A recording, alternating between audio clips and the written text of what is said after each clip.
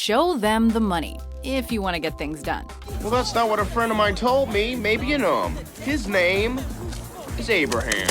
Welcome to WatchMojo.com, and today we're counting down our picks for the top 10 movie bribing scenes. Look, fellas, I have an idea. Why don't we just get Mr. Cole on the phone? Hey, no, I have a better idea. Why don't we kick every single one of your asses, and then we go upstairs and kick Cole's ass too? From drawing out information to shutting up mouthy individuals, these are the moments in cinema that are all about trading money for favors. And I even like the color. The keys are in the ignition, Your Highness. Sometimes the bribes go well, sometimes they spiral into absolute devastation. But no matter the circumstance, it's always interesting to see the gears turning and the money changing hands. $7? Are you f***ing serious? This isn't enough for anything. What are you, a 6-year-old? Oh, I have. Number 10, getting past the bouncers, A Night at the Roxbury. Yes? Man, works every time. Yeah, I know. You can't say the Butabi brothers lack determination. Now remember, you can't come in. In their ongoing quest to get into the famed Roxbury nightclub, Doug and Steve Butabi get it in their heads that bribing the club's bouncer is a valid option. It's time to play a little softball. It's certainly not the worst idea, except that what they offer the bouncer amounts to a few dollars and some spare change. Well, that's not what a friend of mine told me. Maybe you know him. His name is Abraham. What sells the comical desperation of the scene, though, is Michael Clark Duncan's unchanging stern expression. He never reacts positively or negatively, instead allowing the brothers to wear themselves out. What about his two friends? George Washington and George Washington. Number 9, survival of the richest, Titanic. Stay with this one, Murdoch. He seems to be quite practical. In times of struggle, class and wealth don't guarantee your survival. Conniving nobleman Cal Hockley learned this for himself after he places a sizable amount of money into the pocket of Titanic crewman William Murdoch to ensure his rescue from the sinking ship. We have an understanding then, Mr. Murdoch. By Hockley's logic, Murdoch is precisely the sort of man to be swayed by the offer of money and the flaunting of power. Get back, bastard! Get back! Had a deal, Dad. Unfortunately, Murdoch is not amused. But he's got other things on his mind, so his definitive response remains ambiguous. But don't worry, Cal gets his eventually. Your money can't save you any more than it could save me. Number 8, Paid to Lose, Pulp Fiction. I think you're gonna find yourself one smiling motherfucker. Sometimes the best offers are the slowly unveiled ones. Case in point, during the first chapter of Pulp Fiction, we are introduced to Butch, an aging boxer. Ability don't last. And your days are just about over. Butch listens to Marcellus Wallace, a local crime boss, in a quietly tense scene. But that's a fact of life your ass is gonna have to get realistic about.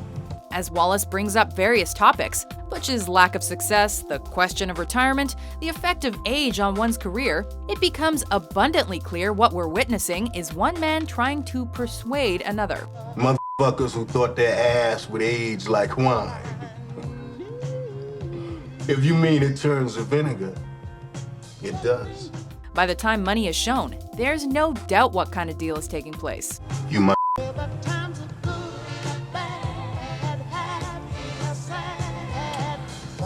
Certainly appears so.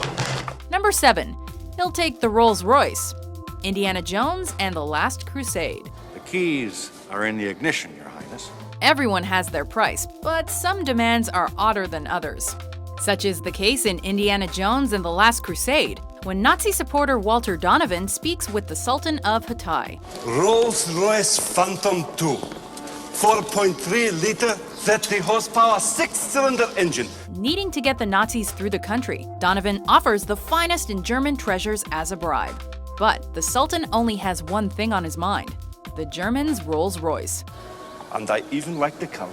Donovan, being quite the smooth operator, willingly parts with the car, which makes the Sultan all too eager to hold up his end of the bargain. You shall have camels, horses, an armed escort, provisions, desert vehicles, and tanks. You're welcome. Number 6, injury demands, Superbad. Oh, Seth! What the fuck happened? Just get up slowly. Physical harm apparently means little to the average person. At least, that's how we see the exchange that follows Seth, a teen seeking alcohol for a party, getting hit by a car. Please don't report me, man. We can figure this out, right? We can figure this out, right? Why the f wouldn't I report you? You just hit me with your car. Because I'll do anything. When the driver indicates his desire to make amends, Seth is quite willing to make his demands known.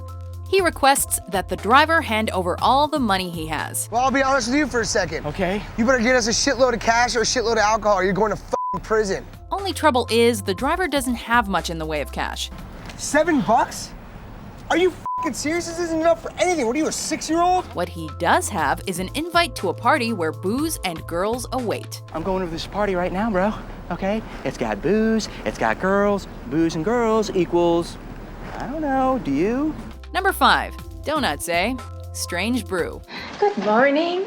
May I help you? Yeah. We have an appointment with that guy there, eh? Ah, donuts, the finest of food-based bribery material. In the 1983 comedy Strange Brew, our oddball heroes Bob and Doug McKenzie seek out a local beer brewery in the hopes of obtaining free beer. I'm taking you to the loony bin. And I'm going to the brewery. No way, go to the brewery. All right. The McKenzie brothers hit a snag, however, when their way is blocked by a dutiful receptionist. We made the appointment with him, eh? What's his name again? I'm afraid that's private company business. So naturally, they figure the solution is to offer the nice office worker not 1, but 2 delicious donuts. And the receptionist actually goes for the offer. I see. Well, perhaps one of these would refresh your memory, eh? It's such an odd scene, but that's its charm. Go. It's a jelly. Number 4. Slow realization, the other guys. Gentlemen, please. Remember us, Hotshot? Of course I do. Please, sit. We sense that these cops might not be the sharpest tools in the shed. God, this water is good. Terry, have you tried the water? Shut up, Alan. Coming from a particularly daunting explosion, detectives Gamble and Hoyts confront corrupt billionaire David Ershon, only to be distracted by the promise of sports and theater tickets that are most definitely not a bribe. Hey, this feels weird sitting here. It feels like it's a bribe. It is a bribe. Son of a bitch, I saw courtside and I went blind. The entire scene from The Other Guys is played for laughs, embracing how long it takes for the detectives to clue in on their situation. That was a trick. No more. Gentlemen, you have a choice. Mamma Mia or Jersey Boys. While not a conventional bribe scene, it's a lot more amusing than most. Damn it! Did it again. Number 3. Whoa. Fargo. All right, just keep it still back there, lady, or else we're gonna have to, to shoot you. Not all monetary persuasion goes well, and sometimes violence ensues. How can I help you, officer? The inciting incident in 1996's Fargo puts hired criminals Showalter and Grimsrud, played by Steve Buscemi and Peter Stormare respectively, into the tough situation of dealing with a state trooper. Yeah, I want to be in compliance.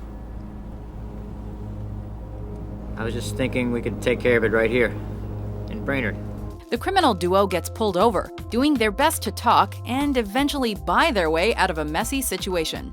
Put that back in your pocket, please. And step out of the car, please, sir.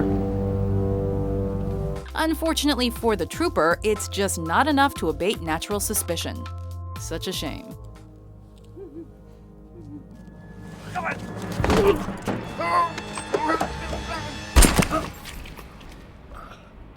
Number 2, 100 Grand, Dodgeball, a true underdog story. Sooner or later, Average Joe's is gonna close. Some of the best bribes in film stand out because of their presentation. Late in this comedy film, gym owner Peter LaFleur is confronted by his rival, White Goodman. I don't know if you've ever seen $100,000, except maybe in the movies. Goodman, understanding Peter's doubts, attempts to convince him to sell off his beloved gym for his own good. Money. $100,000. Dodgeball game. Take the money. And then, to show how serious he is, Goodman brings out $100,000 in a briefcase. What makes this go from detestable to hilarious, though, is how small the 100 grand appears on screen. But I assure you, something gets lost in the translation. We're amused, Goodman, but not impressed. Just sign the contract. Before we unveil our #1 pick, here are some honorable mentions. I mean, I was never Mr. Popularity in high school, and I watched Fantasia a lot, and one day it just clicked. Hey, Yappy, if you end the conversation, I'll get you an Egg McMuffin. How about a sausage McMuffin with hash browns? You got a deal. So, you here to talk me into shutting up? That what's in that case of yours? Yeah, basically. Money. You think I want money? What I want is my morning back. I need you to give my time back to me. Can you give me back my time? $5,000? No. $7,500? Not interested. All right. 10,000 plus a GE toaster oven, a Litton microwave, a Cuisinart. #1, aboard the Naomi, the Wolf of Wall Street. Hey, fellas, come on board. Plank's right around there. Here's a bribing scene that tells a lot about its characters. The Wolf of Wall Street stars Leonardo DiCaprio as the real-life businessman Jordan Belfort, known for his less-than-legal business practices. You guys hungry? Want something to eat? Got some pasta, shrimp, lobster. I got whiskey, any kind of booze you want. Belfort attempts to curb legal action by inviting the FBI agents investigating him aboard his yacht, the Naomi. It's exactly what I wanted to hear. I don't see why a little sit-down like this can't be profitable for the both of us. It should, right? It should profit the both of us. It should. Their conversation about business slowly turns towards bribery, and we get inside the characters' heads. Belfort thinks himself a master villain, and that results in carelessness. I mean, in that particular trade, and with one trade, north of $500,000. The lead agent Denham is cunning but inherently good, and neither will budge from their vantage points. Oh, come on, you know what I'm talking about. Just say the same. I think what Jordan just did is if I'm not mistaken, you just tried to bribe a federal officer. No, technically I didn't bribe anybody. No, that's not the conversation. No. Do you agree with our list? I don't know, do you? I don't know, do you? I think you do. What's your favorite bribery scene from a movie?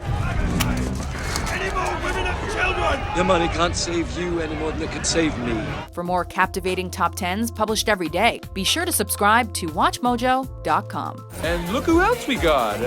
Roosevelt, and Jefferson.